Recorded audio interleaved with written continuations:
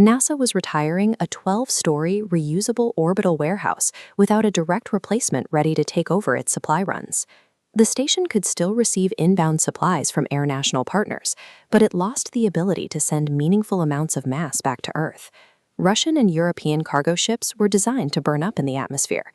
The ISS was suddenly without a vehicle capable of safely returning delicate orbital hardware and time-sensitive biological experiments. Keeping the orbiting laboratory fully operational required a new approach. NASA needed an external partner capable of building a supply chain that flowed in both directions.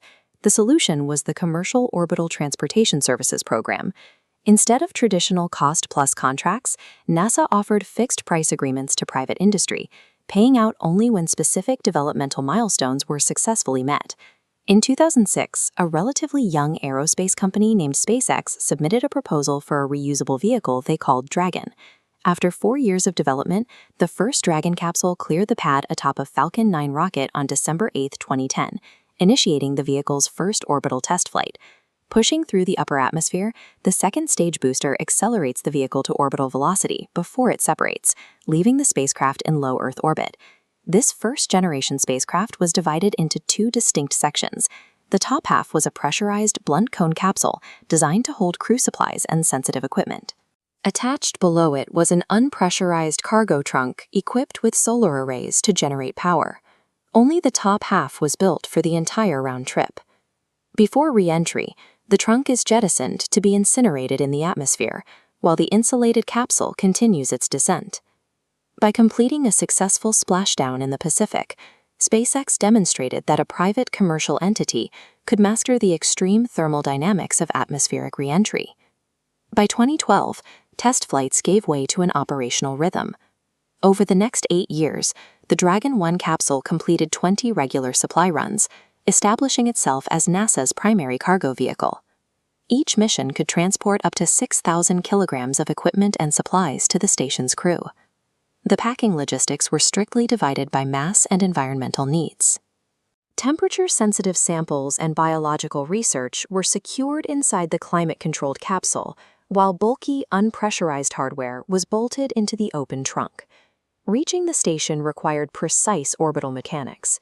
Using a network of 18 Draco-thrusters, the vehicle executed a series of calculated engine pulses over several days to incrementally raise its altitude and match the speed of the ISS.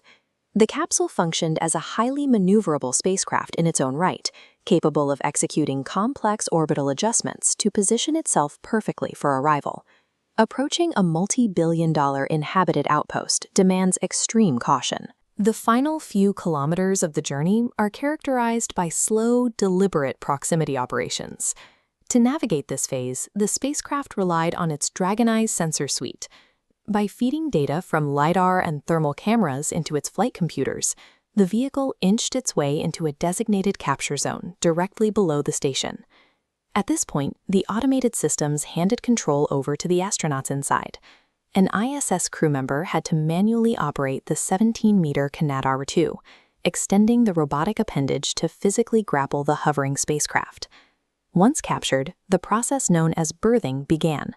The crew carefully steered the suspended capsule toward the station's Harmony node, eventually bolting it into place to form a pressurized seal.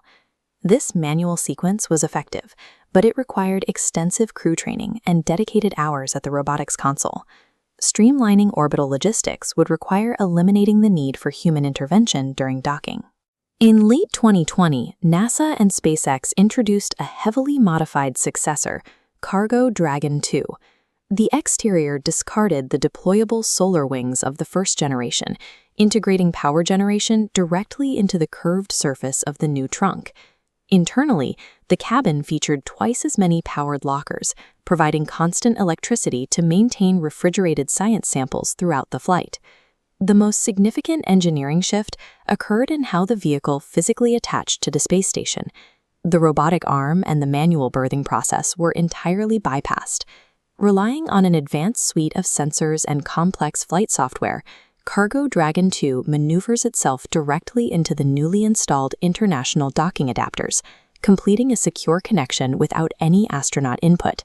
This autonomy streamlined the delivery process, turning a labor-intensive maneuver into a highly efficient automated supply chain. Following a month-long stay, the capsule detaches to begin the most hostile phase of its mission, the descent back through the atmosphere. Friction compresses the air ahead of the vehicle, generating temperatures in excess of 1,500 degrees Celsius. The cargo and flight computers survive only because of the phenolic-impregnated carbon ablator heat shield, which slowly burns away to deflect the intense thermal energy. Once through the plasma blackout, a sequence of parachutes deploys to rapidly bleed off remaining velocity, lowering the capsule toward a relatively gentle ocean splashdown. With the introduction of the second generation, SpaceX shifted its recovery operations away from the Pacific Ocean, moving the primary splashdown zones to the Atlantic and the Gulf of Mexico. This geographical change was driven by the cargo itself.